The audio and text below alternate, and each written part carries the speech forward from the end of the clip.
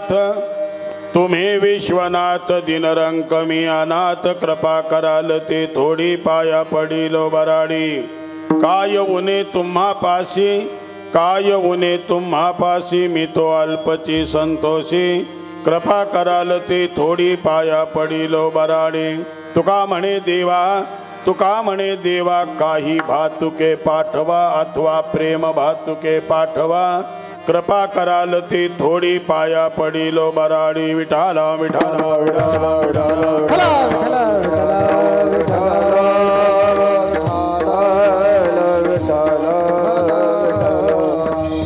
पांडुरंगा करू प्रथम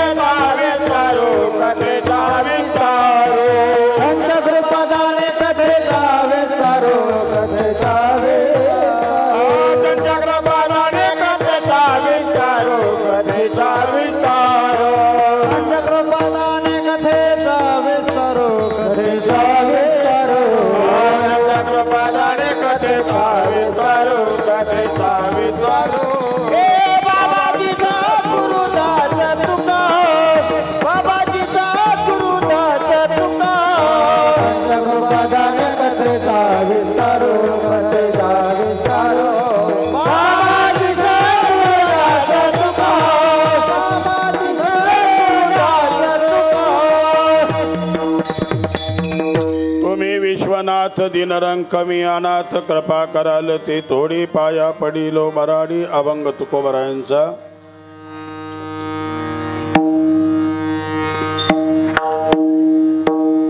सांप्रदायिक नियमाप्रमाणे सप्ताह सांगतेच्या बाजूला जाताना मागणे पर अभंगाने जावं हा एक सिद्धांत। दुसरा योगायोग इतका छान आहे, या अखंड हरिनाम सप्ताहाचं जन्मोत्सवाचं 25वे वर्ष आणि नेमकं 25 सालातच आले योगायोग। पवित्रम पवित्रो वा मंगलानांच मंगलम काळूबाबा असतील, आदरणीय वंदनीय बबन बाबा असतील, यांच्या वास्तव्यानं ही पावन झालेली भूमी आणि त्यामध्ये ही कालभैरवाचं असणार या ठिकाणचं स्थान। बऱ्याच वेळेला मला वाटतं मी 25-27 वर्षानं या वडनेरमध्ये परत आलोय। बबन बाबा असताना त्यांच्या आश्रमामध्ये कार्यक्रमाच्या निमित्तानं आलो होतो। पुण्याच्या योगाला तो या ग्रामस्थांच्या आणि मला वाटतं भैरवनाथानेच बोलून घेतलं। आज काल भैरवांची जयंती आहे, त्यामुळे थोडंसं आज बांधिलकी आहे। मला वाटतं बरीचशी कथा लहान मुलं आहेत, सर्वसाधारण लोक आहेत, पण त्यांची आज निराशा होईल, कारण करमणुकीकरता काहीच माझ्याकडे नसणार आहे। कारण करमणुकीच्या नादी लागू तर माझा कालभैरव तसाच राहून जायचा आहे। कारण एक प्रसंगाचं आवाहन असतं, त्या प्रसंगाला माणसानं तिथं समर्पित व्हावं हा एक तिच्यातला सिद्धांत आहे। आणि म्हणून पुनश्च एकदा एक परिहार म्हणून या ठिकाणी जे काही ग्रामस्थ असतील, त्याच्यातले ट्रस्टी असतील, आमचे ठुबे असतील, शिंदे असतील, सगळे दीपक गुरुजी असतील, ही सगळी मंडळी ग्रामस्थ मंडळी आपल्या सगळ्यांना। आणि वसंत महाराज कुठे जाऊन बसले? एका कोपऱ्यात गेले बार तुम्ही? तुम्ही मागे गेला तेही बरोबरच आहे, पुढे या म्हणा। पण त्यांनी केलं स्वामी समर्थांसारखं, सगळ्यांना पुढे घातलं, भिवू नका मी तुमच्या पाठीशी आहे।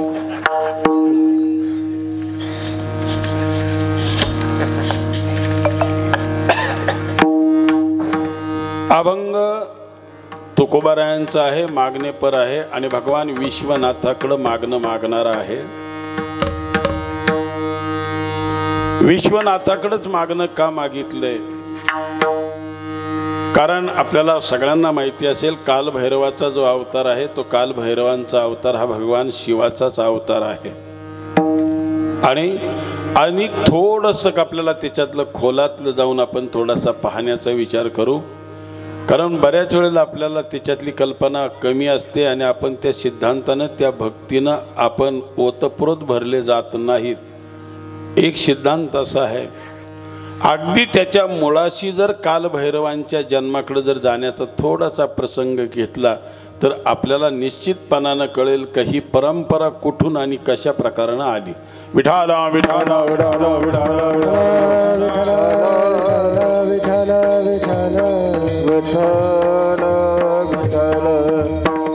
एक आदि सृष्टीपर्यंत जर आपण सुरुवातीला जर गेलं तर ब्रह्मा विष्णू आणि महेश हे 3 स्तरीय देवांचं आपण चिंतन करतो, तरी पण ब्रह्माही नंतर आहे आणि विष्णूही नंतर आहे, अगोदर आहे तो फक्त भगवान शिवच आहे। हो, आणि म्हणून महाराजांचं एका ठिकाणी प्रमाणे पहा देता आलं तर, पहिले कोठेच नव्हते काही, पहिले कोठेच नव्हते काय, चंद्र सूर्य तारा नाय, अवघे सुनात होते वाये, कानोबा तेरे तेरे तेरे, कोठेच नव्हते काही, चंद्र सूर्य तारा नाही, शून्याची होते माये, कानोबा तेरे ते फक्त सत्यम शिवम सुंदरम माझ्या भगवान शंकराचं आदि पुरुषाचं असणारं अस्तित्व। पहा त्याची शिवपुराणामध्ये अतिशय सुंदर कथा आलेली आहे। कालभैरवांच्या जन्माचं जे प्रागट्य आहे ते शिवपुराणामध्ये अतिशय सुंदर आहे। भगवान शिव सगळीकडे प्रलय झालेला होता, सगळीकडे पाणी पाणी झालेलं होतं आणि मला वाटतं त्याच्याच काही अंशातला प्रलय यंदा मराठवाड्यात झाला, काही अंशातला, सगळा नाही झाला पण काही अंशातला। आणि म्हणून भगवान शिव आपल्या एकदा ध्यानात समाधीतून बाहेर आले, उत्थान झाली समाधी आणि त्यांनी बघितलं हे सगळं जलमय झालेलं आहे आणि म्हणून त्यांच्या लक्षात एकदा आलं आणि सहज एक त्यांची लहरीमध्ये त्यांनी आपल्या मस्तीमध्ये डाव्या दंडातून एक खडा निर्माण केला, संकल्प, आणि तो खडा काढला आणि त्या पाण्यामध्ये टाकला आणि संकल्प केला का याच्यातून एक पुत्र जन्माला यावा। मनाचे संकल्प पावविल सिद्धी, जरी राहे बुद्धी याची पायी। एक डाव्या दंडातून संकल्प केला आणि त्यालाच आपल्या व्यावहारिक दशेमध्ये आपण त्याला एखादा मनुष्य प्रेत झाल्याच्या नंतर त्याला एक जीव खडा म्हणत असतो। बऱ्याच ठिकाणी तो खडा ते मडकं फोडायचं काम करतो, त्याला तुमच्याकडे नाशिकमध्ये शेवटच्या दिवशी पाणी द्यायचं काम करतात त्याला, तो जीव खडा। त्या खड्यातून एक पुरुष जन्माला आला आणि तो 1000 वर्ष त्या पाण्यातच राहिला। संस्कृतमध्ये मराठीमध्ये पाण्याला नीर म्हणतात, जीवन म्हणतात, जल म्हणतात आणि त्या नीरामध्ये त्या पाण्यामध्ये त्याचं वास्तव्य 1000 वर्ष राहिला। आयन म्हणजे राहणं आणि म्हणून तो 1000 वर्ष त्याच्यामध्ये राहिला म्हणून त्याचं नाव ठेवलं नारायण। परिणाम पुन्हा एकदा त्याला 1000 वर्ष त्या पाण्यामध्ये राहिल्याच्या नंतर त्याच्या बेंबीतून एक कमळाचं फूल उदयाला आलं, नारायणाच्या म्हणजे विष्णूच्या। आपण वारकरी फक्त म्हणतो ब्रह्मदेवाची निर्मिती झाली, पण कशी झाली ती? ब्रह्मदेवाची निर्मिती कशी? विष्णूच्या बिंबीतून कमळ जे उगवलं ते कमळातून, आणि ते पृष्ठभागावर जेव्हा ते कमळ आलं ते भगवान शंकरानं पुन्हा पाहिलं आणि नंतर उजव्या दंडातून एक जीव खडा काढला। उजव्या पहिला काढला तो डाव्या, इकडून काढला तो उजव्या आणि त्या बरोबर त्या कमळामध्ये सोडला आणि त्याच्यात संकल्प केला का एक पुरुष याच्यातून निर्माण व्हावा आणि त्याच्यातून एक पुरुष निर्माण झाला तो ब्रह्मा। या दोघांनाही जन्म देणारा भगवान शिव। ही बारकाईनं ऐकाल तर तुम्हाला पुढे कालभैरव समजेल. भगवान शंकरानं विष्णूला निर्माण केलं, विष्णूच्या बिंबीतून कमळ निर्माण झालं, त्याच्यातून ब्रह्मा निर्माण झाला आणि त्या पृष्ठभागावर ब्रह्मदेव निर्माण झाल्याच्या नंतर त्यांनी पाहिलं मला निर्माण करणारा कोण आहे. पुढे पाहिलं, मागे पाहिलं, कुठंच नाही. इकडं पाहिलं, कुठंच कोणी दिसेना. पाण्याचा फक्त आणि फक्त पृष्ठभाग होता, फक्त पाण्याचा. आणि म्हणून ब्रह्मदेवाने एक विचार केला, मी पुढे पाहत असेल तेव्हा तो मागे लपत असेल, मागे बघत असेल तेव्हा पुढे लपत असेल, इकडं लपत असेल, इकडं लपत असेल. आणि म्हणून ब्रह्मदेवानं संकल्प करून 4 मुख 4 बाजूला निर्माण केली आपल्याच तोंडाला. चारीही बाजूला कोणी दिसेना. मग वर कोणीतरी आहे का म्हणून बघितलं आणि म्हणून वरच्या बाजूला एक 5वं तोंड केलं. आणि तेवढ्यामध्ये आकाशवाणी झाली, हे ब्रह्मा, हे विधाता, तू सृष्टी निर्माण कर, सृष्टी निर्माण कर, पण त्याच्या अगोदर तू तप कर, साधना कर. आणि मग ज्यानं मला निर्माण केलाय तो कोणीतरी वर आहे.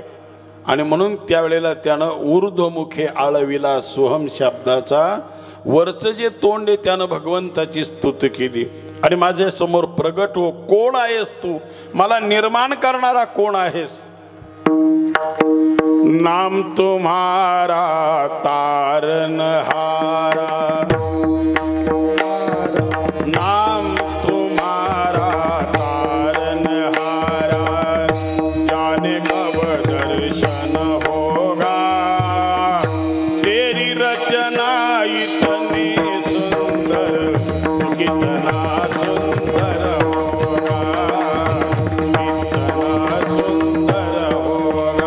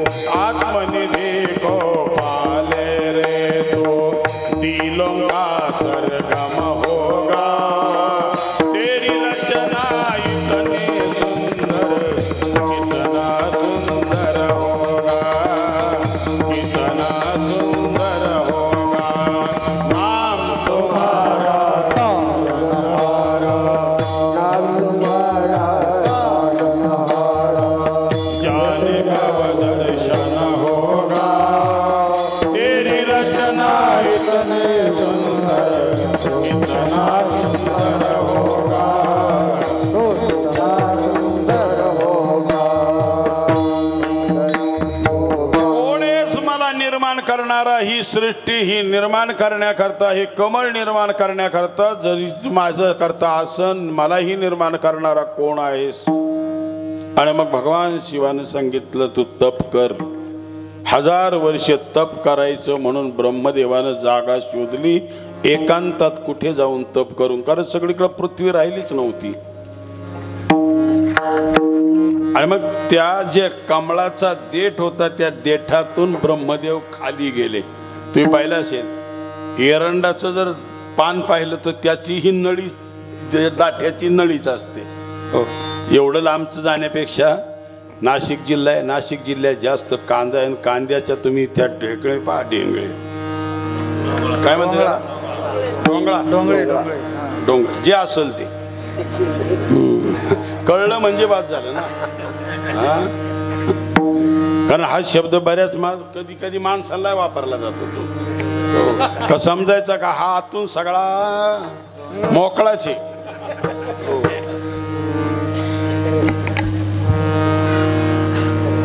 1000 वर्ष तपश्चर्या केली आणि पुनश्च पृष्ठभागावर आले. त्यावेळेला भगवान शिवानं सांगितलं सृष्टी निर्माण कर.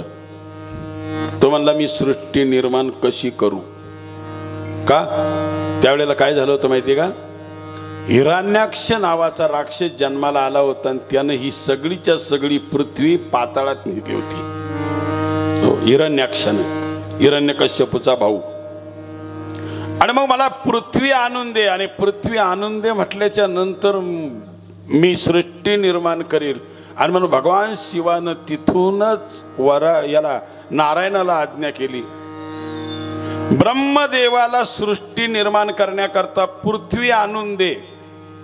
आणि पाण्यातच असणाऱ्या त्या नारायणानं, भगवान विष्णूनं वराहाचं रूप धारण केलं आणि त्याच पाण्यामध्ये खोल खोल खोल खोल खोल गेले, तळाला गेले तर हिरण्याक्ष पृथ्वी घेऊन बसलेला होता तिथे.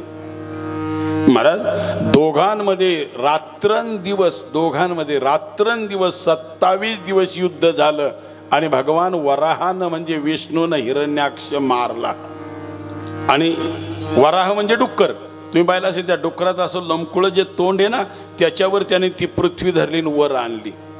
आणि वर आणल्याच्या नंतर ती स्थिर केली आणि स्थिर केल्याच्या नंतर ब्रह्मदेवाला सांगितलं आता याच्यावर तू सृष्टी निर्माण कर. हो. आणि वराहानं आपला अवतार संपवायचं जेव्हा ठरवलं तेव्हा 27 दिवस पाण्यामध्ये राहिलेला जो वराह होता, डुक्कर होतं, त्याच्या अंगावर जे केस आहेत ना, ते अंगावरचे केस जेव्हा तो पृथ्वीवर बाहेर आला वराह, त्यावेळेला त्यानं ते आपलं अंग झाडलं. तुम्ही पाहिलं असेल एखादी बकरी, एखादं कुत्रं, एखादं मांजर जर कधी पाण्यातून पोहून जर बाहेर आलं तर ते टावेल घेऊन अंग पुसतं. काय करते आपलं अंग झटकतं. 27 दिवस ते पाण्यानं भिजलेले जेवढे केस होते त्याच्या अंगावरचे सगळेच्या सगळे केस गळाले महाराज, सगळे गळाले. तुम्ही बा आता हे आपल्याकडे राहिलं नाही. पहिलं आम्हाला चांगलं लहानपणी आठवतं, पहिली लोक शेतात जर पाणी भरायचं जर ठरलं ना तर तिथं पाटामध्ये उभी राहून बारी देत होती. पाट तर कळला ना, बारी कशी देत होती? आता गडी दिवसभर पाणी भरतोय पण चपला सुद्धा काढत नाही, पाय भिजायचं कामच नाही. तुमच्याकडे कसं आहे मला माहित नाही, पण आमच्या इकडे सांगतो दिवसभर पाणी भरतो पण पाय नाही भिजत त्याचा. हो, सगळा खोरेशी कार्यक्रम त्याचा. आणि ज्यानं दिवसभर पाटामध्ये पाणी भरलेले ना, पाय भिजलेत ना, त्यानं जर त्याचे पाय वगैरे मळलेले असतील, फक्त हात फिरू द्या महाराज, सगळ्या मळकुट्या निघून जातात तिच्या सगळ्या. ते केस सगळे गळाले. आणि त्या गळता गळता त्या केसांनी सांगितलं, भगवंताच्या अंगावरचे केस आहेत महाराज ते. त्याने सांगितलं मला देवा 27 दिवस आम्ही तुमच्या अंगावर राहिलो आणि आता तुझा आणि आमचा अंग संग तुटतोय, आम्ही निरर्थकपणानं जन्माला आल्यासारखं होईल, आमचा दुरुपयोग होईल, आमच्या जीवनामध्ये काही अर्थ राहणार नाही. तेव्हा भगवान वराहानं त्यांना सांगितलं माझे केस आहेत ते माझ्या अंगावरचे केस आहेत, ते वायाला जाणार नाहीत. पाण्याच्या ज्या बारीक बारीक बारीक बारीक लहरी आहेत ना, या लहरींच्या माध्यमातून तुम्ही या पृथ्वीच्या किनाऱ्याला लागाल आणि त्याच्यातून तुमच्यातून ती एक या वनस्पती जन्माला येईल. महाराज तुम्ही आजही पहा, तुम्ही गजराज गवत बघितलं तरी त्याला कांडी आहेत, ऊस पाहिला तरी त्याला, मका पाहिली तरी त्याला, पण एकच जगाच्या पाठीवर असं गवत आहे ज्याला लोहळा म्हणतो आपण, किंवा त्याला दर्भ म्हणतो. दर्भ, हो दर्भ पाहिला असेल ना, 2च ठिकाणी वापरतात ते. पहा एखाद्याचं कोणाचं जरी पिंडदान जरी करायचं ठरलं तरी ब्राह्मण लोक त्याच्या, हो दीपक गुरुजींना विचारा, अंगठ्या घालतात. अंगठ्या किती तुमच्या हातात सोन्याच्या असल्या तरी ती घालावीच लागते. हो त्याला पवित्री म्हणतात. आणि दुसरं एखादा यज्ञ कर्मादी कर्म करायचं असेल तरी सुद्धा तुम्हाला ती अंगठी घालावी लागते दर्भाची, अखंड आहे. आणि म्हणून ज्याचं पिंडदान करेल आणि ज्याला माझ्याकडे यायचे म्हणजे ज्याला मुक्तीचा मार्ग सापडायचा प्राप्त करायचा आहे, या दर्भाशिवाय त्याला मुक्तीही मिळणार नाही. आणि यज्ञ यागादी करून ज्याला भगवंताची प्राप्ती करायची त्याला सुद्धा या दर्भाशिवाय मिळणार नाही. एवढा तुमचा पवित्र असणारा हेतू त्या दर्भातून निर्माण होणार आहे. विठाला विठाला विठाला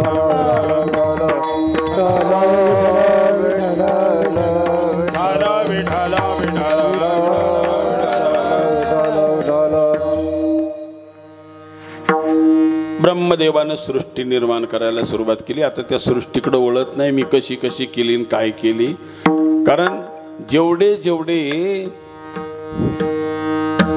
संकल्प ब्रह्मदेवाने केले तशी तशी मुलं जन्माला गेली. आता याच्यात श्रीमद भागवतात जा तुम्ही. पहिला संकल्प केला होता पुत्र निर्माण करण्याचा आणि त्याच्यातून 4 मुलं जन्माला आली, ती सनत, सनंदन, सुजात आणि सनत कुमार. त्याच्यानंतर 10 ऋषी जन्माला आले, मरीचा, अंगिरा, कर्दम आदी सगळे 10च्या 10. पण केवळ पुरुष निर्माण करून सृष्टी निर्माण होईना. आणि म्हणून त्यांनी भगवान शिवाला परत विचारलं ब्रह्मदेवानं, केवळ पुरुषानं सृष्टीची वृद्धी वाढ होणार नाही, त्याला स्त्री आणि पुरुष दोघांचा अंगसंग झाल्याशिवाय सृष्टी वाढणार नाही. आणि म्हणून भगवंतानं त्याला सांगितलं, एक काम कर, उजव्या अंगातून एक पुरुष निर्माण कर आणि डाव्या अंगातून एक पुरुष निर्माण कर. आणि ते ब्रह्मदेवानं एक पुरुष आणि एक स्त्री, आपल्या उजव्या अंगातून पुरुष आणि डाव्या अंगातून स्त्री निर्माण केली. महाराज तेच या विश्वातले पहिले स्त्री पुरुष आहेत मनु आणि शतरूपा. विठाला विठाला विठाला विठाला विठाला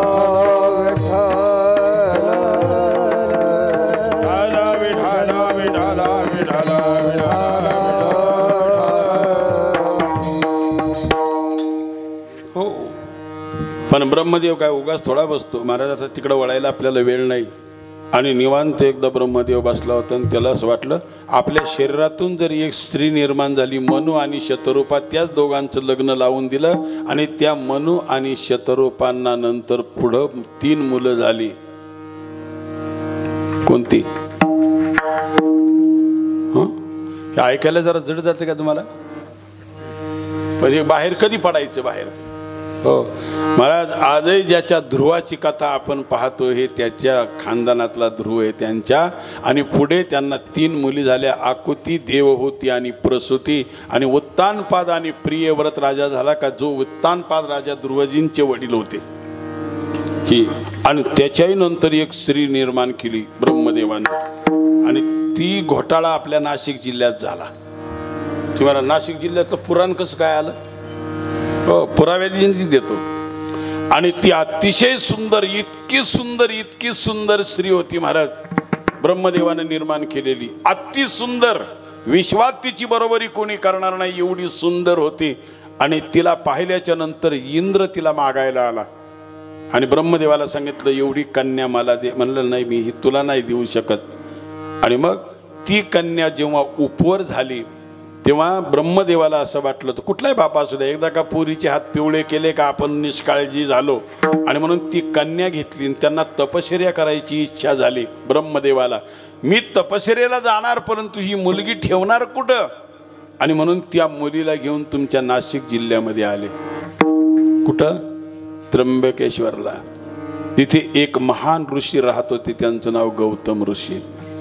आणि गौतम ऋषींच्या आश्रमावर त्या मुलीला घेऊन गेले आणि गौतमांनी ब्रह्मदेव आलेलं पाहिल्याच्या नंतर त्यांना प्रणाम केला.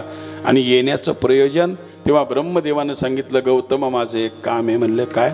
मला 12 वर्ष तपश्चर्येला बसायचे, मी लांबही नाही बसणार, याच पर्वताच्या शिखरावर बसणार आहे, याच पर्वताच्या शिखरावर बसणार आहे. फक्त 12 वर्ष हिला तू संरक्षण दे, हिचा सांभाळ कर. हो. आणि किती एकांत होता. आता जेवढ्यांनी ब्रह्मगिरीची प्रदक्षिणा केली असेल त्यांना माहिती आहे गौतम ऋषींचा आश्रम कुठे कुठे? त्र्यंबकेश्वरच्या मंदिराजवळ. मग कुठे? वर वर वर. आणि तिथे हे दोघे जण राहिले 12 वर्ष.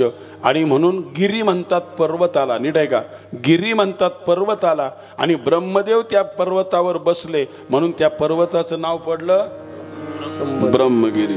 आता बरेचसे लोक आपल्यातले कीर्तनकार सांगतात, म्हणजे ज्यावेळेला दक्ष प्रजापतीचा यज्ञ झाला त्यावेळेला भगवान शंकरांनी तिथं जटा आपटल्या वगैरे वगैरे.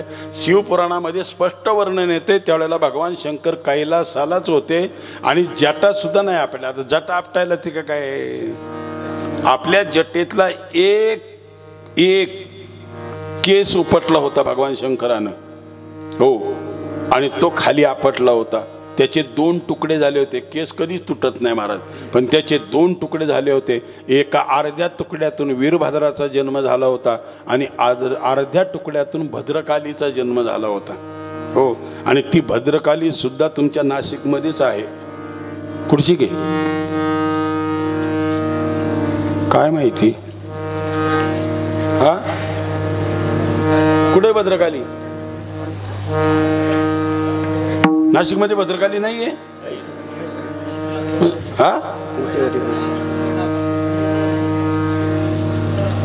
भद्र म्हणजे कल्याण, कल्याण करणारी भद्रकाली. हो. आणि मग तो वीरभद्र गेला, त्याने यज्ञाचा विध्वंस वगैरे केला. त्या सगळ्या कथाच्या नंतरच्या वेगळ्या. आणि त्यानंतर एक दिवस सृष्टी सगळी निर्माण झाली. आणि कोणताही माणूस असू द्या, माफ करा महाराज, कोणताही माणूस असू द्या, स्थानम प्रधानम न बलम प्रधानम, सर्वसामान्यातला सामान्य माणूस असू द्या, आणि तो एखाद्या पदावर गेला का त्याच्यामध्ये थोडासा नाही म्हटलं तरी साधा माणूस असू द्या, सध्या ग्रामपंचायतला निवडून येऊ द्या, महाराज लगेच कपडे बदलत त्याच गाडीची. इकडं नाही, आमच्या इकडे नाही बदलती. बरं त्याला आहे त्या कपड्यात कोणी ओळखायचा नाही का? पण भले इकडं कर्ज का व्हायना, हो, पण शायनिंग मध्ये राहणार गाडी. ब्रह्मदेवाला सुद्धा वाटलं मी सगळ्या सृष्टीची निर्मिती मी करतोय, सगळ्या सृष्टीची निर्मिती मी करतोय. आणि मग त्याला अहंकार झाला ब्रह्मदेवाला, का या सगळ्यांचा पोशिंदा मीच आहे, सगळ्यांना निर्माण करणारा मीच आहे. आणि मग असं पाहिल्याच्या नंतर एक दिवस त्याने विचारलं आणि भगवान विष्णूकडे गेले. बारकाणे बा. आणि विष्णूकडे गेले आणि विष्णूने आल्याच्या नंतर विचारलं, ब्रह्मदेवा आज इकडं कसा काय आलास? ते म्हणले काय नाही, एक विचारायला आलोय. म्हटले काय? या संपूर्ण सृष्टी तलावर मी मोठा आहे आणि हे मान्य करा, तुम्ही करताय की नाही म्हणून तुम्हाला विचारायला आलोय. भगवान विष्णूने विचार केलाय का बेट्या, कोणी किती राष्ट्रपती जरी उद्या झाला तर तो बापापेक्षा मोठा होऊ शकत नाही. का होतंय? हो. तुला जन्म मी दिलाय, माझ्या बिंबीतून कमळ उगवले, त्या कमळात तुझा जन्म झालाय आणि नक्की मोठं तू का मी विचारायला आलाय. भगवान विष्णूनं जाणलं का याच्यामध्ये अहंकार निर्माण झालेला आहे. आणि ते म्हटले बघ, निर्णय द्यायचा असेल ना तर दोन्ही पार्ट्या नाही लागती, त्याला तिसरा कोणीतरी पंच लागतो. मग एक काम करू आपण. म्हटले काय, मोठा तू आहे का मोठा मी आहे, म्हणून आपण भगवान शिवाकडे जाऊ आणि भगवान शिव देतील तो निर्णय आपण पाहू. आणि ह्या दोघांना आलेलं भगवान शंकरानं पाहिलं, हे कधी न येणारं गडी आज आपल्याकडं कसं आलं दोघांचं. आणि म्हणून भगवान शिवानं दोघांनाही विचारलं येण्याचं प्रयोजन, हो काय कारण.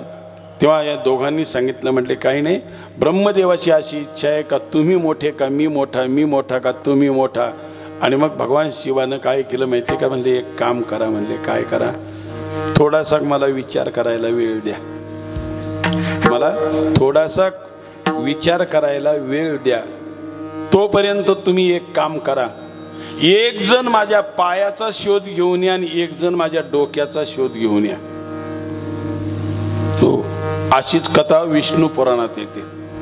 एकदा शनी आणि लक्ष्मी दोघांमध्ये वाद झाला. आता लक्ष्मी म्हणजे विष्णूची बायको आहे आणि शनी म्हणजे आज सगळ्यांना सतावणार आहे. दोघांमध्ये वाद झाला. लक्ष्मी म्हणायची मी सुंदर आहे आणि शनी म्हणायचा मी सुंदर आहे. दोघंही विष्णूकडे गेले, शनी आणि लक्ष्मी. आणि ते म्हणायला लागले आमच्या दोघांमध्ये सुंदर कोण आहे बघा, कोणाच्या डोक्यात बसला एवढा सिद्धांत. तर हो, भगवान विष्णूने विचार केला, जर आता मी म्हणालो लक्ष्मी सुंदर आहे तर शनी माझ्या 7.5ला लागणार, आणि हा जर एकदा 7.5ला माग लागला, कोणी असू द्या तो. आणि जर मी शनीच्या भीतीनं शनीला जर म्हटलो मी तू सुंदर दिसतोय आणि लक्ष्मीची बाजू जर नाही घेतली आणि लक्ष्मी जर नाराज झाली तर उद्यापासून खाणं पिणं बंद. नाही होणार आहे, माझीच घेणार.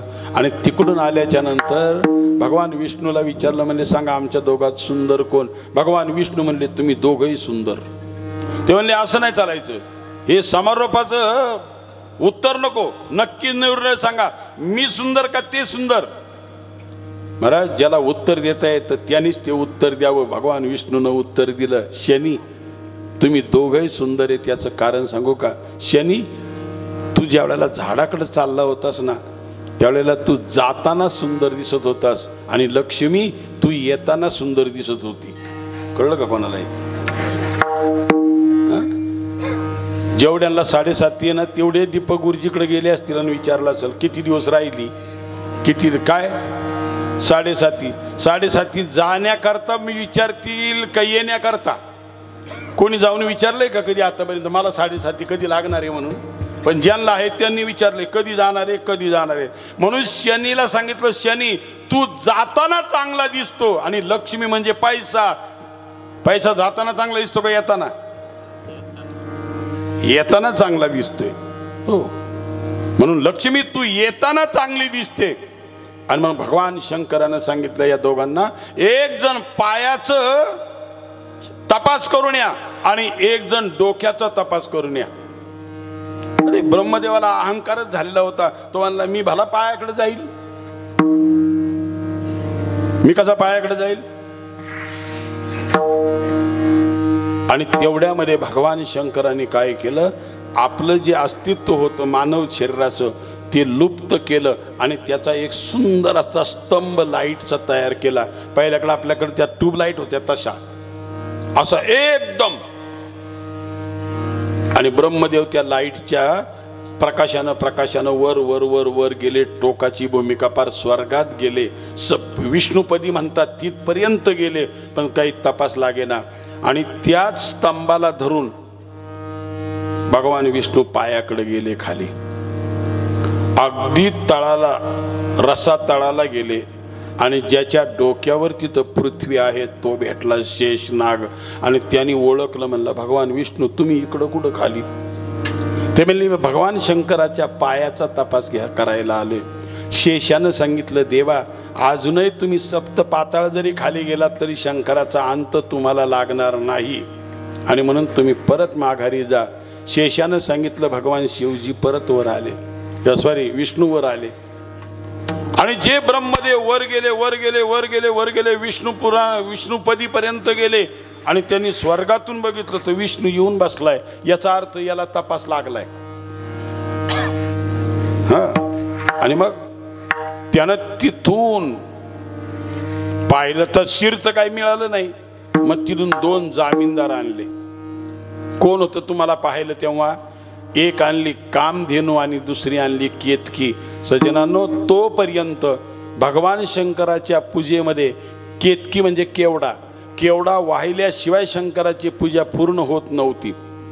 आणि कामधेनूला आणि त्या केतकीला बरोबर आणलं. आणि बरोबर आणल्याच्या नंतर त्यांना सांगितलं, मी म्हणेल तेवढ्याला फक्त होकार द्या, मला फक्त माझ्या बाजूनं साक्षी द्या. मला वाटतं शास्त्राचं ते प्रमाण ग्राह्य धरून आत्तापासून सुद्धा, तेव्हापासून कुठलंही प्रकरण मंजूर, तुम्ही बँकेत जरी गेले तर जामीनदार लागतात. किती? 2च लागतात जामीनदार. आणि आले ते. आणि आल्याच्या नंतर भगवान शिवाच्या बाजूला, त्या स्तंभाच्या बाजूला बसले. भगवान शिवानं आपला तो स्तंभ परत मिटवून घेतला. हो. आणि मग ब्रह्मदेवाला विचारलं, ब्रह्मा लागला का माझ्या डोक्याचा तपास शिराचा? म्हणले हो. म्हणले कुठं? म्हणले स्वर्गामध्ये. आता डोकंच नव्हतं ठेवलं तर डोक्याचा तपास लागल कुठं? याला काय पुरावा? हे 2 जामीनदार आणलेत. कामधेनूला विचारलं म्हणजे गाईला, खरंच माझं शिर पाहिलं? म्हणले हो पाहिलं. केवड्याला विचारलं, पाहिलं? म्हणले पाहिलं. अरे भगवान शंकराच्या तळपायाची आग मस्तकाला गेली की एवढं खोटं बोलताय. तू तर बोलतोय ब्राह्मण असून, आणि ब्रह्मदेव ब्राह्मण आहे. धर्माची तू मूर्ती, पाप पुण्य तुझ्या हाती, आणि आज तू अधर्माची भाषा बोलतोयस. आणि म्हणून त्या ठिकाणी महाराज गाईला शाप दिला, कामधेनूला, ज्या तोंडानं तू आज असत्य बोललीस याच्या पुढं पृथ्वी तलावर तुझी कधीही तोंडानं पूजा होणार नाही. कोणाची? गाईच्या पाया नक्की कुठून पडतो आपण? पाठीमागून पडतो. आणि केवड्याला शाप दिला, याच्या पुढे जो कोणी माझं तुझं मिलन करीन, म्हणजे भगवान शंकराच्यावर पिंडीवर जो कोणी केवडा वाईल त्याच्या सगळ्या पुण्याचा मी नाश करीन. म्हणून लक्षात ठेवा महिला मंडळांनो, आपण फक्त पूजा करतो पण त्या पूजा करताना सुद्धा तो लक्षात ठेवत चला, भगवान शंकराला कधीही केवडा व्हायचा नाही आणि गणपतीला कधीही तुळस व्हायची नाही. कारण आता हे गणपतीचं चरित्र सांगायचं म्हटलं का आपले 12 वाजतील. पण गणपतीला कधीच तुळस वाहत नका जात जाऊ.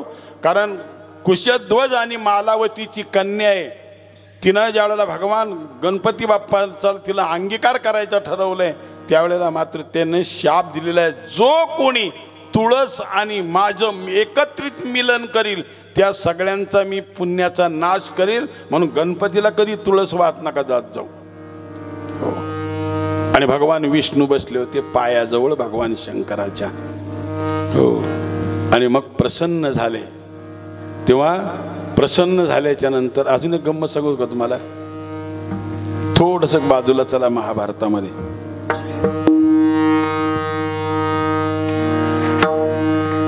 कौरव आणि पांडवांचं युद्ध पुकारलं गेलं. महिलांनो बारकाईने ऐका बरं का एवढंच.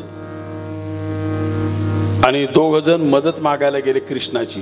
हे सगळ्यांना माहिती आहे. दुर्योधन आणि अर्जुन, बरोबर ना. दोघं येतात असं पाहिल्यावर भगवान श्रीकृष्णानं झोपायचं सोंग करून घेतलं. अगोदर दुर्योधन आला आणि नंतर अर्जुन आला. पण हे सगळ्यांना माहिती असेल का भगवंताचे जे झोपलेले होते, हो, एक जण पायाकडे बसला आणि एक जण पायाकडे कोण बसला आणि डोक्याकडं. हा, महिला मंडळाला माहित नाही. डोक्याकडे कोण? दुर्योधन. मला इमानदारी सांगा, एकाच वाक्यात सांगतो तुम्हाला, कल्याण कोणाचं झालं? पायाकडे बसणाराचं झालं का डोक्याकडे बसणाराकडे झालं? हा, महिला मंडळ आयुष्यात तुम्हाला एवढंच एक सांगतो, ज्याच्या पायाजवळ बसलेत ना अर्जुन आणि दुर्योधन तो जगतपती आहे. लक्षात ठेवा. आणि तुम्हालाही आयुष्यामध्ये तुम्ही किती हुशार असू द्या, कितीही मोठ्याच्या घरून तुम्ही जरी आलेले असल्या ना, तर आपल्या मालकाच्या जगतपतीचे जसे ते पायाजवळ आणि डोक्याजवळ बसले ना, तसेही आपल्या मालकाच्या पायाजवळ बसत जा, डोक्यावर नका बसत जाऊ. नाही कळलं का तुम्हाला? हा, बऱ्याच जणी कुठं बसल्यात हे ज्याचं त्याला माहिती आहे. हो. अहो, इतक्या डोक्यावर बसलेले आहेत, बऱ्याच जणांच्या इतक्या डोक्यावर बसलेले आहेत ना महाराज. एक कोणालाही आमच्यासारखा महाराज जरी गेला ना महाराज, तरी ते आपल्याला सांगत म्हणजे हे आमचे आहेत ना, यांना काही कळतच नाही. हे आमचे आहेत ना, यांना काही. आम्ही म्हणत असतो ज्याला काही कळत नाही तिच्याजवळ थांबली कशाला मारायला. हो. अहो, एकतर आता मग तुम्हाला सांगतो, गंमत सांगतो. एका ठिकाणी गेलो. आता बाया काही काही थोड्याची फुशारकी सांगतात, आता चांगला बंगला वगैरे झालाय, आता सगळं झालं, आम्हाला बंगला फिरून दाखवायला. बरं, आपल्याला काही घेणं नसतं आणि द्यानं नसतं, पण आता काय करायचे, तिला थांबायचं असते म्हणून हिंडावं लागत येते. हो.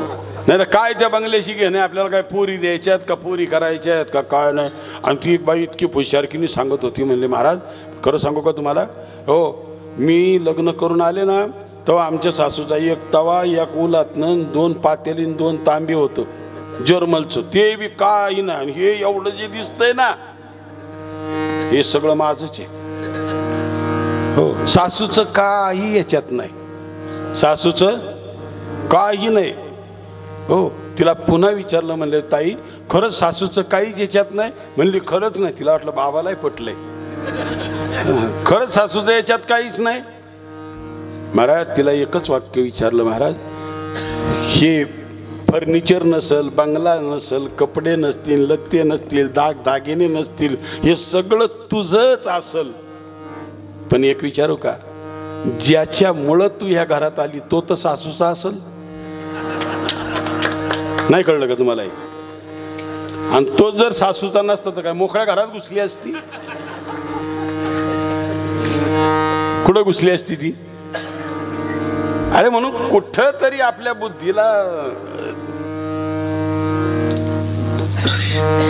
पायाजवळ बसले भगवान विष्णू.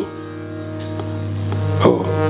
आणि भगवान विष्णूला सांगितलं, भगवान विष्णू तू पायाचा तपास केला? ते म्हणले देवा मला तुमचे पाय सापडलेच नाहीत. सत्यम वद धर्मंचर. आणि म्हणून भगवान विष्णूला आशीर्वाद दिला. विष्णू तू सत्याची कास धरलीत म्हणून तुला आशीर्वाद देतो. भगवान शंकर म्हणाले घरोघर आणि गावोगाव तुझी पूजा होईल. आणि ब्रह्मदेवाला शाप दिला का तू असत्य बोललायस म्हणून तुझी पृथ्वी तलावर कुठंही पूजा होणार नाही, तुझं मंदिर होणार नाही. ब्रह्मदेवानं पाय पकडले भगवान शंकराचे, म्हणले बाबा हो काहीही करा परंतु मला कुठंतरी स्थान द्या. असं फुकट स्थान तुला मिळणार नाही. केलेल्या दोषाचा परिहार करण्यासाठी तुला तपश्चर्या करावी लागेल आणि तपश्चर्या केल्याच्या नंतर जगाच्या पाठीवर हजारो वर्षाची तपश्चर्या करशील त्यावेळेला फक्त आणि फक्त तुझं पृथ्वी तलावर एकच मंदिर तयार होईल. कुठे? पुष्करला एकच मंदिर तयार होईल. तुझी कुठेही पूजा होणार नाही. ब्रह्मदेवाची कुठंच पूजा नाही, फक्त पुष्करला तेवढी. ते पण तिथे त्यानं तपश्चर्या केली त्या पुष्कर तळ्याच्या तिथे आणि म्हणून तिथे ते निर्माण झालं ते ब्रह्मदेवाचं मंदिर पुष्करला. विठाला विठाला विठाला विठाला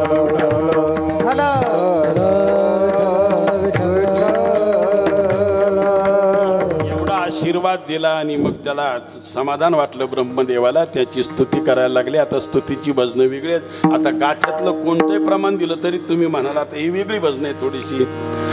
कैलास के निवासी नमो बार बार हो, नमो बार बार हो. आय शरण तिहारे भोले तार तार को, आय शरण तिहारे भोले तार तार को. कैलास के निवासी नमो बार बार हो, नमो बार बार हो. आय शरण तिहारे भोले तार तार को, आय शरण तिहारे भोले तार तार को. आणि तेवढ्यामध्ये भगवान शंकराचा इतका क्रोध निर्माण झाला, इतका क्रोध निर्माण झाला आणि भगवान शंकराच्या चेहऱ्यावर सगळा घाम घाम झाला. बस आजही पहा तुम्ही काही माणसांना जर राग आला ना तर त्यांचे केस असे ताट उभे राहतात. हो बरं माणसाला घाम कधी येतो? काही काहींना तर जेवता नाही घाम येतो महाराज. त्याला जर विचारलं म्हणले का हो एवढं आमचं का भाजी वगैरे काही तिखट झाली का? नाही नाही म्हणलं कालवण नाही तिखट झालेलं पण मला जेवताना येतोच काही काहींना घाम. आणि तो घाम असा भगवान शंकराने काढला. नीट आहे का? असा भगवान शंकरानं तो घाम काढला आणि खाली टाकला आणि त्या घामातून एक काळा काळा पुरुष जन्माला आला. पाहता पाहता तो इतका मोठा झाला मला. आणि तो काळा काळा पुरुष जन्माला आला तो माझा कालभैरव होता. कालभैरव हात जोडले आणि त्याने विनंती केली, म्हणले बाबा मला कशा करता निर्माण आता? तुम्ही म्हणाल नुसता घाम टाकल्याच्या नंतर का पुरुष जन्माला येईल? हो अहो भगवान शंकराचा घाम आहे तो का आपला घाम आहे का? हो आपला घाम तुम्हाला जर पाहायचा असेल ना तर 2-3 दिवस 4 दिवस फक्त आतली बनेल ना का बदलू. काय काय येतंय तिथं मग पहा. काय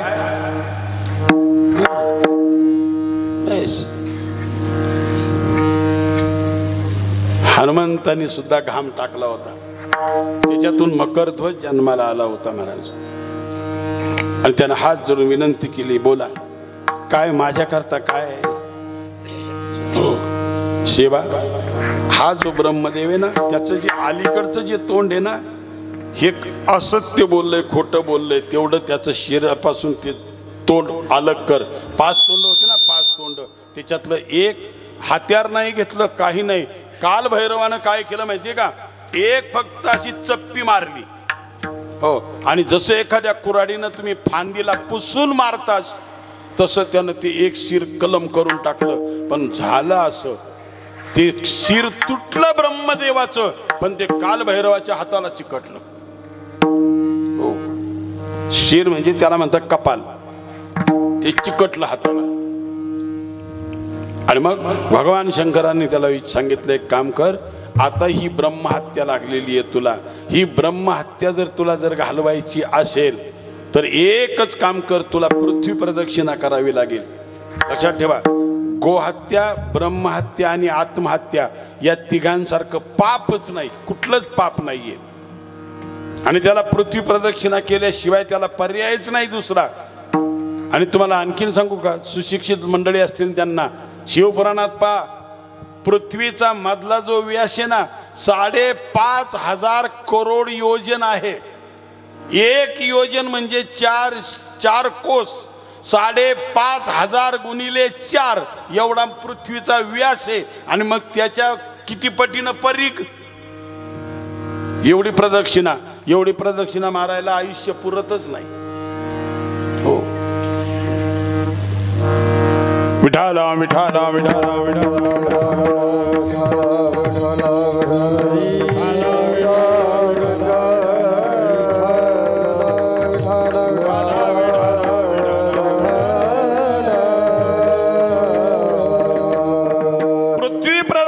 करणं इतका अवघड आहे, होणं शक्य नाही. आणि तशीच ती हाताला चिकटलेली ती ब्रह्महत्या. आणि मग एवढी प्रदक्षिणा माझ्याच्यानी करणं, माझ्या हातून माझी ब्रह्महत्या जाणं आणि तुमच्यापासून माझा लांब वियोग होणं, हे मला असह्य होत आहे. आणि म्हणून तसाच तो भगवान शिवाच्या चरणावर लोटला काल भैरव. आणि भगवान शिवाला विनंती केली पहिल्याकडे, तुम्ही विश्वनाथ, तुम्ही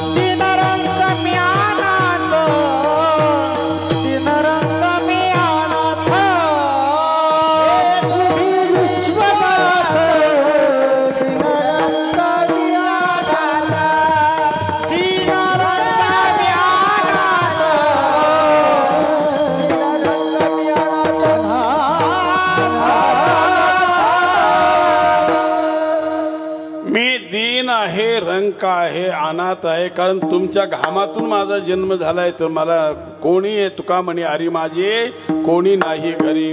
आणि मग तू पृथ्वी प्रदक्षिणा कर. ज्या ठिकाणी तुझ्या हाताची ब्रह्महत्या गळेल त्या ठिकाणी तुझी निर्दोष त्या अवस्था तयार होईल. आणि फिरत फिरत फिरत त्याची सगळी नावं येतात. आता तुम्हाला सांगू, कर्नाटकात आंध्रात जर गेले तर आपल्याला बोर्ड वाचता येतात का? काय म्हणले महाराज, जिलाबी ना सगळ्या गोल गोल गोल गोल गोल गोल काय करतो तिथपर्यंत. आणि म्हणून ती नावांचा उच्चारही येत नाही महाराज. हो, ती पुराणांमध्ये येतं. आणि मग पृथ्वी प्रदक्षिणा करता करता रामेश्वराकडून असे कालभैरव निघाले, हाताला चिकटलेली ती ब्रह्महत्या, लक्षात ठेवा. आणि तसेच निघाले. आणि निघाल्याच्या नंतर महाराज कर्नाटकातून जेव्हा पहिला प्रवेश केला तिथपासूनची जी वास्ता आली ती गावांची नावं सांगतो तुम्हाला. पहिला त्याचा जिथं जिथं मुक्काम झाला तिथं त्याची पवित्र स्थानं तयार झाली. आणि पहिलाच मुक्काम झाला तो पंढरपूरला झाला कर्नाटकातून आल्याच्या नंतर. हो, पंढरपूरला कालभैरवाचं मंदिर किती लोकांना माहिती आहे? जर हात वर करा बरं.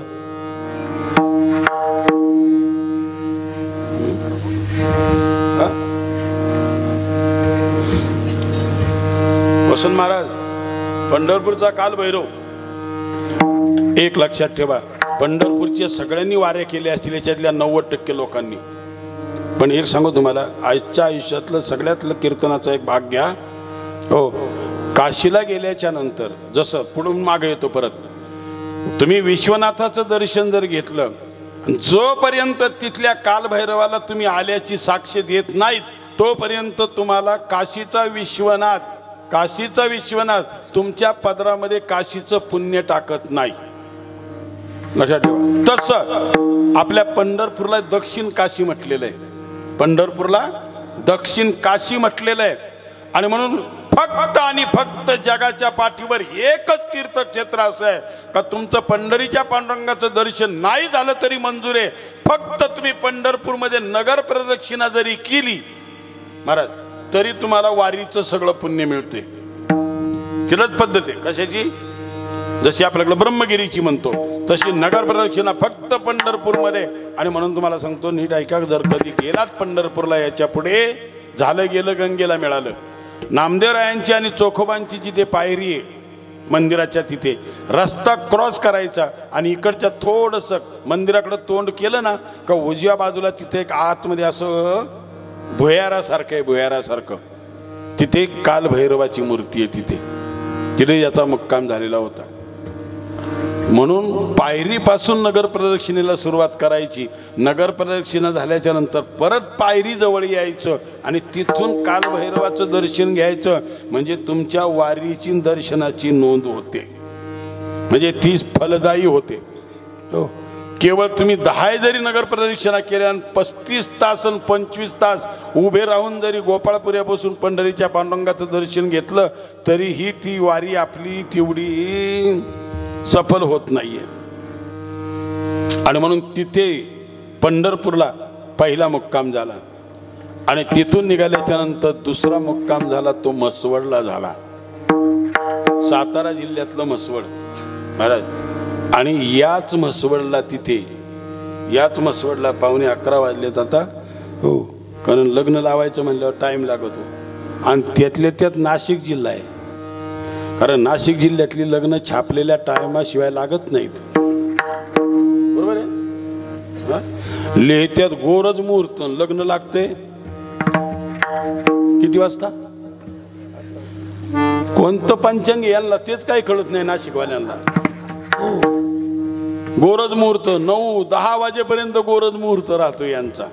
हो, दुपारचं 12:30चा मुहूर्त लिहिणार आणि लग्न लावणार. हो, 1-1.5च्या पुढंच महाराज. फुटात 12 इंचाचा फरक. किती राहिलंच काय खाली मग. विठाला विठाला विठाला विठाला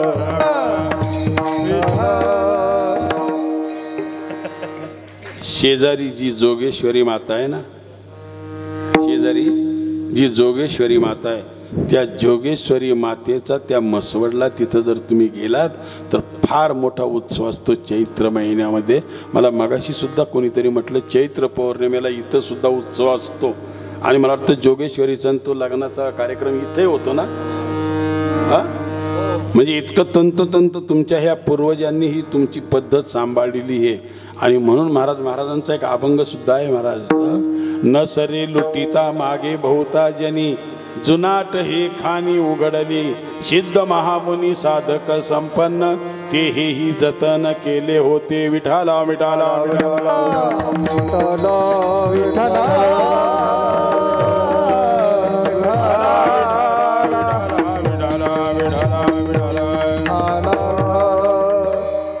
तो पार्वतीचाच अवतार आहे, कारण भगवान शिवाचाच अवतार कालभैरवाचा आहे आणि जोगेश्वरीचा अवतार सुद्धा पार्वतीचा. आणि एक सांगू तुम्हाला आणखी त्याच्यातलं शास्त्र, तुम्ही पशु घ्या, पक्षी घ्या, स्त्रिया घ्या, कोणी घ्या, हे जेवढ्या म्हणून श्रीलिंगी आहेत ना, श्रीलिंगी नीट आहे का, हे शिवपुराण सांगतो तुम्हाला.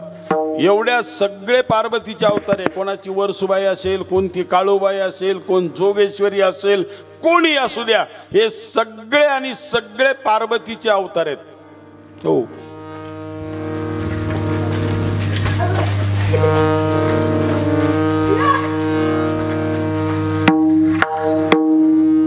जेवायला निघाली काय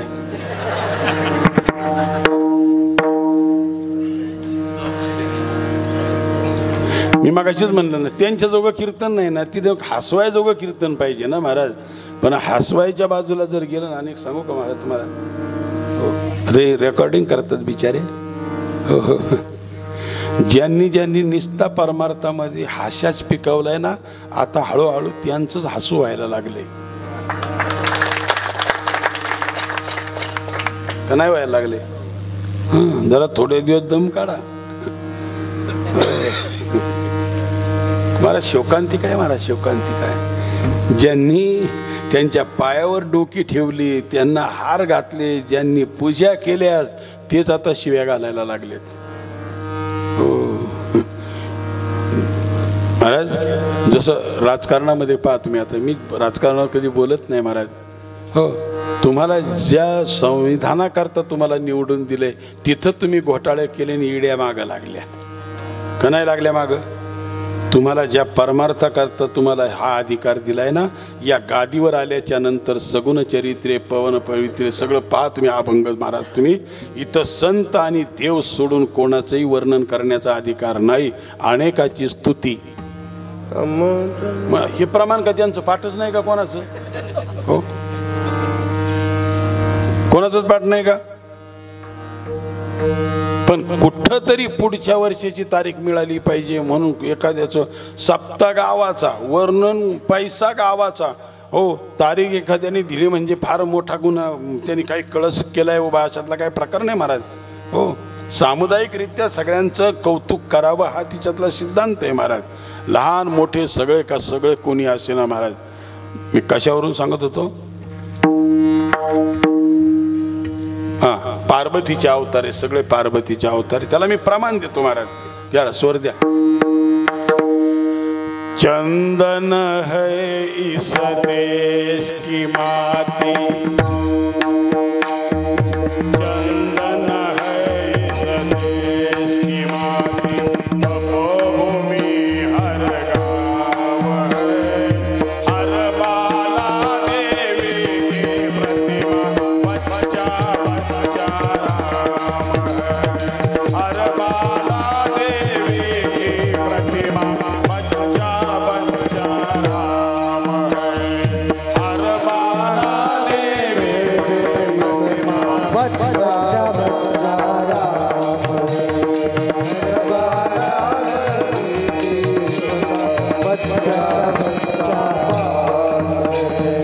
जहाँ कर्म से भाग्य बदलते, कर्मनिष्ठा कल्याणी है, त्याग और तप की गाथाएं गाते संत की वाणी है, ज्ञान यहाँ का गंगा जलसा, ज्ञान यहाँ का गंगा जलसा, निर्मल है अविराम है, हर बाला देवी की प्रतिमा, बच्चा बच्चा राम है, हर बाला देवी की प्रतिमा, बच्चा बच्चा राम है, हर बाला देवी की बच्चा बच्चा राम है, हर बाला देवी का बच्चा राम है.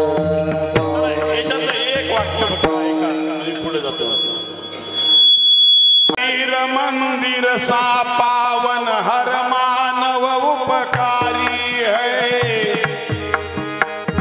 जहाँ सिंह बन गए खिलौने गाय, जहाँ माँ प्यारी है, जहाँ सवेरा शंख बजाता, जहाँ सवेरा शंख बजाता, लोरी गाती शाम है, हर बाला देवी की प्रतिमा, बच्चा बच्चा राम है, हर बाला देवी की प्रतिमा, बच्चा बच्चा राम है.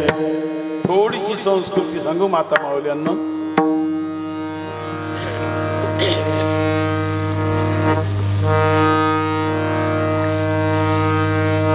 घराघरामध्ये जहा सवेरा शंख बजाता, प्रत्येक मंदिरामध्ये शंख वाजत होता पहिला शंख. लोरी गाती श्याम है, याच्यातल्या 50% म्हाताऱ्या माऊल्या असतील का ज्यांनी आयुष्यभर दळले घरामध्ये दळले, आणि दळताना त्या लोरी म्हणजे ओव्या गात होत्या. आणि महाराज संध्याकाळच्या वेळेला कधी एखादी म्हातारी जर दळता जर तिची पोरं जर झोपीला आली ना, तर महाराज अंथरून टाकायला तिला जर कधी वेळ मिळाला नाही ना, तर ते तिच्याच पाय लांबवलेल्या मांडीवर डोकं ठेकत होतं आणि ते तिथंच झोपत होतं. दळण झाल्यावरती त्याला उचलून आतुरणावर नेऊन टाकत होती, कारण त्या भगवंताच्या गायलेल्या ओव्या गाता गाता ते पोरं झोपत होती महाराज. आणि म्हणून तोपर्यंत संस्कृती होती. हो, इमानदारी सांगा, आताच्या खरंच बारकाल्या पोरांना ओव्या गायला मिळत असतील? या इतक्या हुशार आहेत महाराज. आता रडायला लागलं का हातात द्यायचं, बस मोबाईल. पण एक सांगू तुम्हाला, या वयामध्ये त्यांच्या डोळ्यांचा सत्यानाश पुढे होणार आहे महाराज, काही राहणार नाही यांचं काय. हो, अजून एक जाता मी तुम्हाला सांगेल, हर बाला देवी की प्रतिमा बच्चा राम है. आणि अजून एक कारण सांगतो महाराज, पाच जमलं कोणाला तर महाराज, कारण केवळ तुकाराम महाराजांच्या वह्यावर आल्या, ज्ञानेश्वर महाराजांनी भिंत चालवली, ज्ञानेश्वर महाराजांनी रेड्याच्या मुखातून वेद बोलवले, एवढ्या अध्यात्माच्या गोष्टी सांगूनच नाही महाराज, तर तुम्हाला संस्कृतीची गरज आहे आज प्रत्येकाला. भारतस्य प्रतिष्ठे द्वे संस्कृतम संस्कृतीच तथा. 33 कोटी देवांनी जेव्हा महिषासूर मारायचा ठरवला तरी तो महिषासूर मरेना. देवी भागवत पा. आणि मग सगळ्या देवांनी आपापलं तेज काढलं आणि त्याच्यातून एक देवी निर्माण केली, ती महिषासुरमर्दिनी. हो, तिचा जो चेहरा आहे ना, हे शंकराचं तेज आहे, नीट आहे का? तिचे जे 18 हात आहेत ना, हो, आणि त्या 18 वाली जगदंबा महिषासुरमर्दिनी. महाराज तुम्हाला बाकी ठिकाणी सगळ्या ठिकाणी 8 हाताच्या देव्या दिसतील, पण नाशिकवाल्यांना तुम्ही खरंच भाग्याचे आहात का तुमची सप्तशृंगी एकटीच 18 हाताची आहे महाराज. किती हात आहेत तिला? 18 हात. 18. आता हे 18 कशाचे हात आहेत महाराज याच्यावर? हो, भगवान विष्णू तिचे हात बनलाय, महिषासुरमर्दिनीचे चेहरा बनलाय भगवान शंकर, दिशा हे कान बनलेत महाराज. हो, अग्नी आणि सूर्य तिचे चंद्र, एक डोळा आणि हा एक डोळा बनला चेहऱ्यावर. चंद्रमा तिचे स्तन बनलेला आहे, कारण चंद्रामृत सुखे शिववेल, चंद्राच्या मधून अमृत स्रवत असतं. आणि म्हणून ही आईच्या दूध म्हणजे पोराकरता अमृतच आहे. ते स्तन बनलाय, अधर्म तिची पाठ बनलाय, आणि एवढा सुंदर चेहरा तिचा सुंदर झाला. देवी भागवत पहा महाराज, कोणाचा हेवा म्हणून मी बोलत नाही, काय माझं इथं कोणाचं हितही नाही, कुठं अनहितही नाही आहे. आणि तिचे जे शृंगार आहे ना, तिचे केस आहेत ना, केस महाराज, तिचे केस हा काळ बनलेला आहे. यम महिषासुरमर्दिनीचे म्हणजे स्त्रियांचे केस हा काळ बनलेला आहे महाराज, काळ. हो, आणि अजूनही मी तुम्हाला चॅलेंज देऊन सांगतो महाराज, शास्त्र म्हणून सांगतो, आज एखाद्या घरी तुम्ही एखादी मुलगी बघायला गेले ना, हो, तर काही माणसं शिक्षण विचारतील, आमके संबंध कोणाचे विचारतील, नोकरी करते का, जॉब करते का, वगैरे का, वगैरे वगैरे वगैरे. मी सांगतो तुम्हाला. आणि आमच्याकडे एक रोग आहे, इकडे काय आहे का नाही मला माहीत नाही बरं, एखाद्या काही म्हाताऱ्या जर पोरगी बघायला गेले ना, आणि त्या पोरीचा जर पाय असा जर मध्ये थोडा उंच असेल आणि जर त्याच्यातून सापट असेल ना, उजेड येत असेल ना, तर त्या खोड काढते, तिच्या पायाखाली उजेड आहे. हो, काढतात की नाही बाळासाहेब? हा, बरं, त्याच्यातलं काही शास्त्र मला अजून सापडलंच नाही, बरोबर आहे का म्हाताऱ्यांना? हा, बरं, ज्या पोरीच्या पायाच्या खाली उजेड आहे काय होतं तिथं? चला तुम्ही माझ्या बरोबर, मी तुम्हाला दाखवतो. आज ज्यांच्या पायाखाली उजेड आहे त्या लक्षाधीश नाही, कोट्याधीशाच्या बाया आहेत आज. आणि तुम्हाला त्याच्यातून सगळ्यातून जर परीक्षा जर करायची असेल ना, तर इमानदारी तुम्हाला आत्मविश्वासानं सांगतो महाराज, ज्या मुलीचे केस, नीट आहे का, ज्या मुलीचे केस कमरेच्या खाली निघाले असतील, आहेत ना काही मुलींचे केस कमरेच्या खाली जर निघाले असतील ना, तर मी तुम्हाला चॅलेंज देऊन सांगतो महाराज, हो ना, तुम्हाला दीपक गुरुजीला विचारायची गरज आणि कोणालाच विचारायची गरज नाही महाराज. कारण तिच्यासारखी पोरगी भाग्यवानच तुम्हाला सापडणार नाही. पत्रिका सुद्धा बघायची गरज नाही, लग्न करून टाकत जा. कमरेच्या खाली केस असतील तर डोक्याची जातील. आता केसांनी जायचं तरी ठरवलं तरी हे जाऊन द्यायचं नाही. हो हो. आणि सांगू तुम्हाला, सगळ्यात अभागी तुम्ही आहात महाराज. फक्त तुम्हाला शृंगार दिसला पाहिजे म्हणून तुम्ही त्याला बाप कट करून त्या केसांना कैची लावली. कैची तुमच्या फक्त केसांना नाही महाराज, ती तुम्ही यमालाच कैची लावलेली आहे. आणि ज्यानं तुम्ही त्याची खोड काढली तो. आणि हात जोडून विनंती करू महाराज, स्त्रियांनो, महिलांनो, भगिनींनो, एकच विनंती आहे, तुम्ही फक्त गन पावडर आणि लिपस्टिक लावून तुम्ही बाहेरून नाही सुंदर दिसल्या पाहिजेत, तुम्ही गुणांनी आतून इतक्या सुंदर असल्या पाहिजेत का भगवंताला सुद्धा तुम्ही आवडल्या पाहिजेत महाराज. आतून पाहिजे. अंतरीची घेतो गोडी, पाहे जोडी, तो वरचा नाही पाहत मार वरलिया रंगा. सुंदर अशी त्या ठिकाणी पार्वती. आणि म्हणून तिथून याला आले. कुठं आले? म्हसवडला आले. याच्यावरून निघालं होतं आपलं. तिथे आजही अतिशय सुंदर असा सोहळा जोगेश्वरीचा आणि कालभैरवाचा विवाह जो झाला, काही पुराणांमध्ये असा सिद्धांत आहे का तो म्हसवडला तिथे झाला होता, तिथे मुक्काम झाला होता. तिथून पुढे निघाल्याच्या नंतर सातारा रोडवर एक शिरवळ म्हणून गाव लागतं. तिथं आपल्यासारखं जागृत देवस्थान आहे, पुरातन आहे, अतिपुरातन आहे. तिथून निघाल्याच्या नंतर अवसरीला आले. मंचरच्या इकडं पुण्याला जाताना मंचर लागतं, त्याच्या पूर्वेला 3-4 किलोमीटरवर तिथं त्यांचा मुक्काम झाला. आणि तिथून ते निघाल्याच्या नंतर दुसरा मुक्काम त्यांचा नाशिकमध्ये झाला. नाशिकमध्ये कालभैरवाचं मंदिर आहे आपल्या तिथे. आणि तिथून मुक्काम झाल्याच्या नंतर त्याचा पुढचा मुक्काम उज्जैनला झाला. पण उज्जैनला झाल्याच्या नंतर महाराज तिथं काय कुणास ठाऊक, आमचा कालभैरव दमला होता का काय कुणास ठाऊक, त्याच्यामुळं थोडा नाश्ता दुसराच घेतला.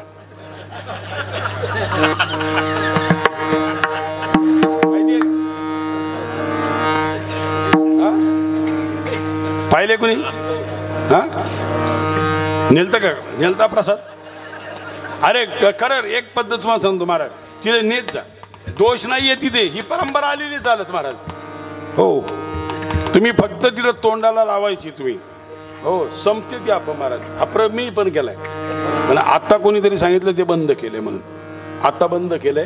पण आम्ही ज्या वेळेला 10-15 वर्षापूर्वी जेव्हा गेलो होतो महाराज, हो जायचे माळकरी लोक घ्यायची. हो, घ्यायची म्हणजे इकडं नाही.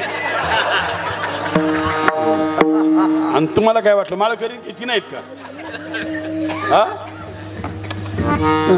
हे ऊपर से तो बहुत बने लेकिन अंदर की बात राम जाने महाराज.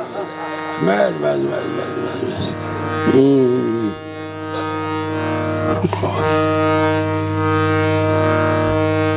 आणि पुढे मग काशीला मुक्काम झाला कालभैरवांचा. आणि काशीला गेल्याच्या नंतर ती हाताला चिकटलेली जी ब्रह्महत्या होती, जे मुंडकं होतं त्याला कपाल म्हणतात, ते मोचन म्हणजे सुटलं.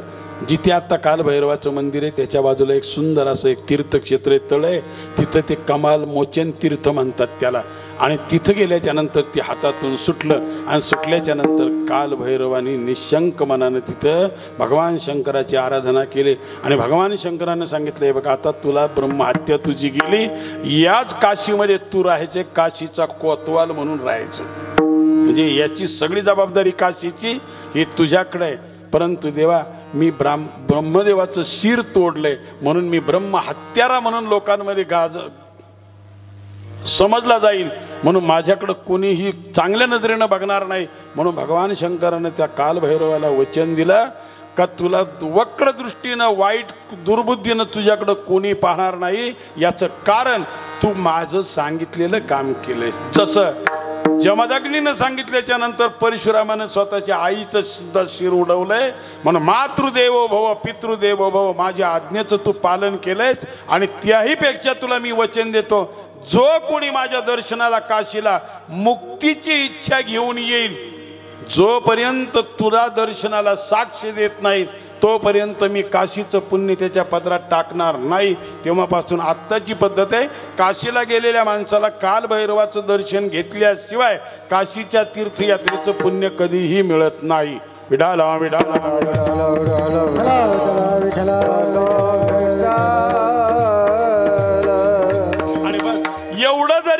वरदान जरी तुमचं मला मिळालं तरी माझ्यावर तुमची कृपादृष्टी राहिली तरी एवढीशी छोटीशी कृपा कृपा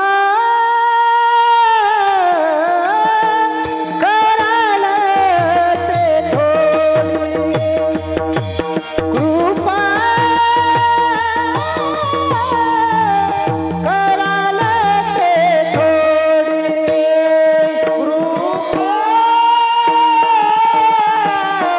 कराल ते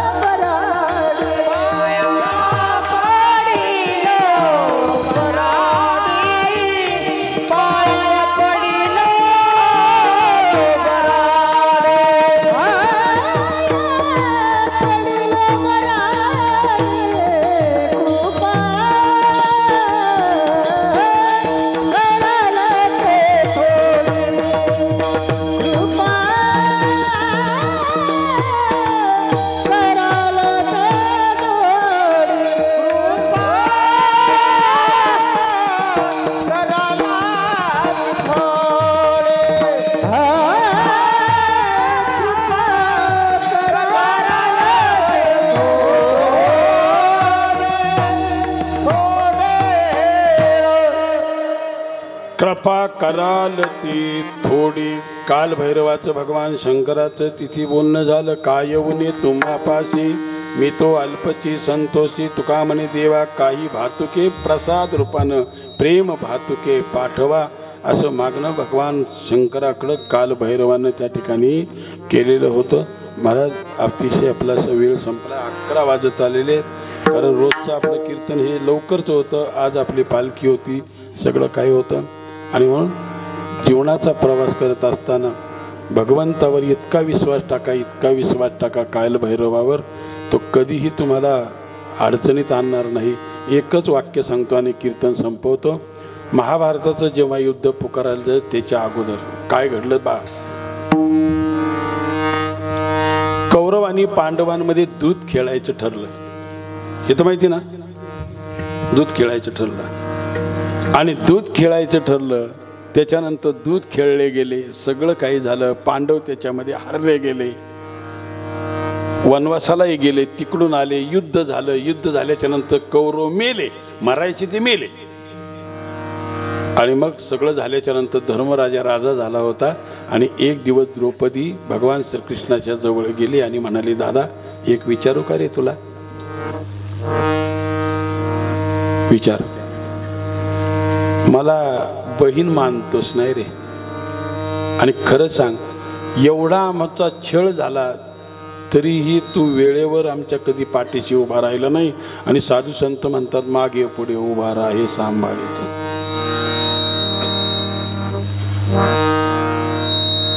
तेव्हा भगवान श्रीकृष्णानं द्रौपदीला सांगितलं, द्रौपदी एक सांगू तुला, आयुष्यातलं पहिलं एक गणित चुकलं का सगळी गणितं चुकत चालतात. शर्टाची वरची एक गुंडी जर घालायला खालीवर झाली ना तर पुढच्या सगळ्या गुंड्या चुकत चालतात. झालं काय कृष्णा? हो वा बाळासाहेब नीट ऐका. जेव्हा कौरव आणि पांडवांमध्ये दूध खेळायचं ठरलं, हो, तेव्हा दुर्योधनानं काय सांगितलं, आम्ही पण दूध खेळणार, तुम्ही सुद्धा दूध खेळायचं. सारीपाठ त्या सोंगट्या लक्षात ठेवा. त्यावेळेला दुर्योधनानं त्या फासे म्हणतात त्याला, ते फासे टाकायला दुर्योधन बसला का शकुनी बसला का कोण बसला? कौरवांच्या वाट्यानं कोण बसला? तेव्हा दुर्योधनानं सांगितलं होतं, हे तुझे पाचीपती इथं समोर आहेत, त्यांना विचार, मला तुम्ही बोलवलं नाही, दूध खेळायचे असं ते म्हणतात, हे सांगितलं नाही, काही नाही, तुमचं तुम्ही डोकं चालवलं या तुझ्या पाची मालकांनी. कौरवांच्या वतीनं फासे टाकील तो आमचा मामा दुःशासन टाकेल, हे दुर्योधनानं सांगितलं. ठीक आहे म्हणली, हो. एक सांगू तुला द्रौपदी, त्या दिवशी जर कौरवांच्या बाजूने जर त्यांचा मामा त्या ठिकाणी जर फासे टाकायला त्यांनी निवडला, द्यूत खेळायच्या वेळेला या तुझ्या पाचही मालकांनी जर हे वाक्य वापरलं असतं, कौरवांनो तुमच्या वतीनं जर तुमचा मामा फासे टाकणार असेल तर आमच्या वतीनं आमचा कन्हैया फासे टाकेल. आणि तुला सांगू द्रौपदी, जगातला असा अजून कोणी जन्माला आलेला नाही का मी टाकलेले फासे पलटून दाखवील. तुमचं काय मत आहे? खेळ तो येण्याची खेळावा, भगवंताचे फासे, भगवंताचा खेळ उलटून टाकणार आहे कोणी अजून? हो. आणि जर मी कधी फासे टाकायला आलो असतो तर त्या दिवशी तुला नग्न होण्याची अवस्था नव्हती.